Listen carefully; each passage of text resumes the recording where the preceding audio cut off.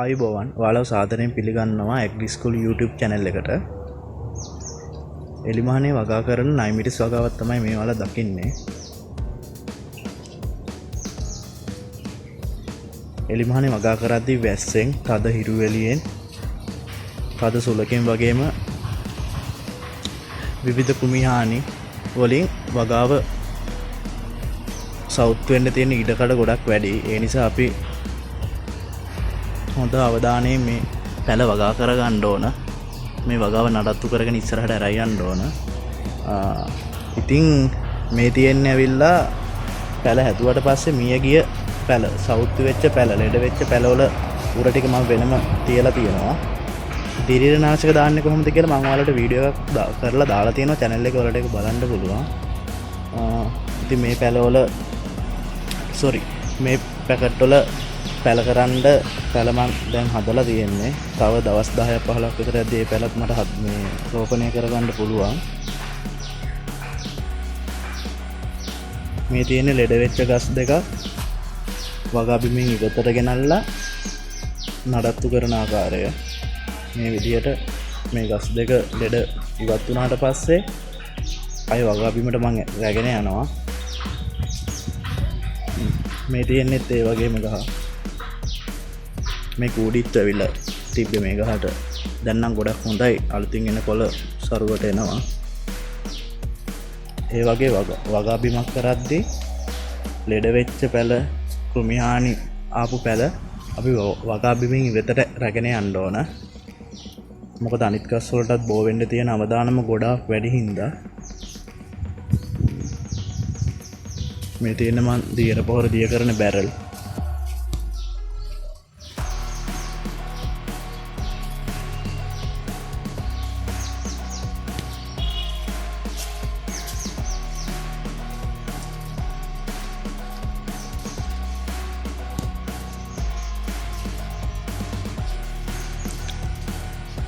බීජයක් ගෙනාපු දවසේ ඉඳන් බීජ අපි වෙළඳ පොලෙන් ඉදිච්ච කරල් හරි බීජ පැකට් එකක් හරි අපි ගෙනාපු දවසේ ඉඳන් පැල හදාගන්නේ කොහොමද, පැලයක් නඩත්තු කරගන්නේ කොහොමද කියලා මම වීඩියෝ channel එකේ දාලා තියෙනවා. ඔයාලට බලන්න පුළුවන්. මතක් කරලා agri school channel එක subscribe කරන්න. එහා පැත්තේ තියෙන bell icon එක click කරන්න. මොකද අපි ඉස්සරහට ගොඩාක් වීඩියෝ අරගෙන එනවා. ඔයාලට ඒවා බලන්න පුළුවන්. ඉතින් මේ තියෙන Scotch Bonnet jumbo කියන වර්ගයේ මේ ගෙඩිය ගොඩක් විශාලයි. ඒකයි මේකට Scotch Bonnet jumbo කියන්නේ. තාම පැහිලා නැහැ. පැහුණාම මේක තද කොළ පාට වෙනවා. මේ වගේ රිකිලි අපි ඉවත් කරගන්න ඕන. මේක රිකිලි ඉවත් කරලා තියෙන්නේ. සාමාන්‍යයෙන් ගහකට හැදෙන විදිහට හැදෙන්න දුන්නොත් මේ විදිහට ගහක් එන්නේ නැහැ. මෙහෙනුත් අතු ඇවිල්ලා මේක ගෝට ගැහෙනවා.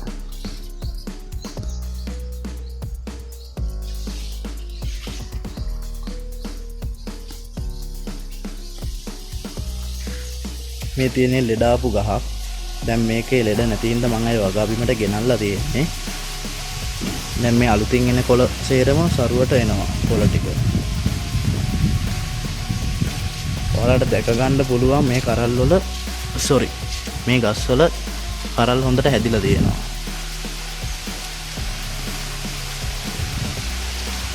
දැනට මාස 2යි දවස් 25ක් පමණ තමයි මේ ගස් වල වයස. තව සතියකින් විතර මේ කරල් කඩන්න පුළුවන්. ගොඩක් කරල් පැහෙනවා. මෙතන ගස් 500ක වගාවක් තමයි මම අරගෙන යන්නේ. ඔයාලට බින්දු ජල සම්පාදනයක් වගේ සෙට් කරගන්න පුළුවන් නම් ගොඩක් හොඳයි. මොකද හැමදාම වතුර දාන්න ගියපුවාම එතන ලොකු කාලයක් යනවා. සාමාන්‍යයෙන් ගස් 500ට පැය එකමාරක් විතර යනවා අතින් වතුර දැම්මොත්.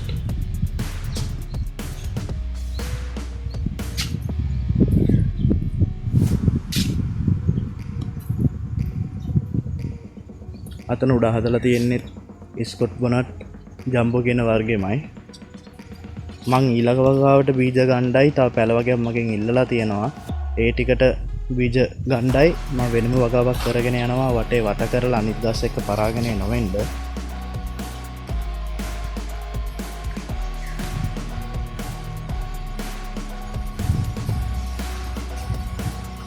ඉතින් හෝස් එකෙන් වතුර දාන්න ගියපුවාම යන වෙලාව වැඩි. ඒ නිසා මේ වගේ බැරල් වලට වතුර පුරවලා තමයි මම වතුර දාන්නේ.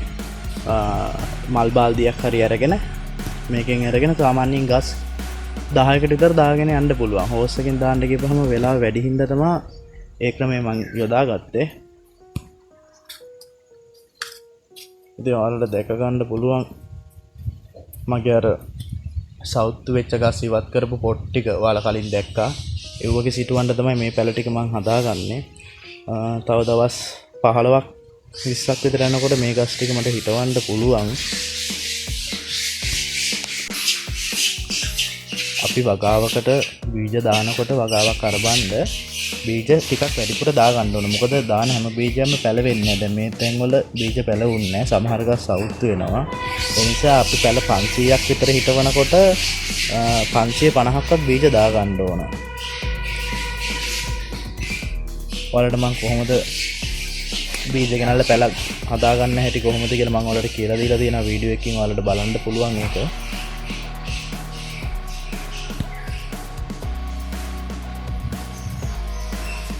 ඉතින් වගාබිම මේ වගේ පිරිසිදුව තියාගන්න ඕන. පොළව හොඳට සුද්ධ කරලා පොට් එකේ එන තනකොළ හතර ගලවලා මේ ආකාරයෙන් පිරිසිදුව තියාගන්න ඕන වගාබිම.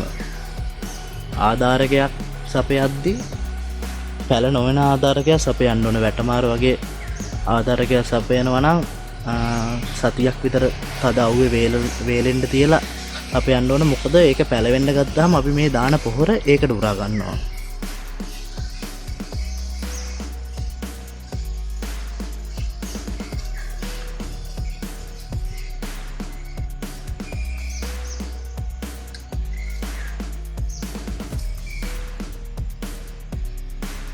ඉතින් අදට මම වීඩියෝ එකෙන් නවත්තනවා.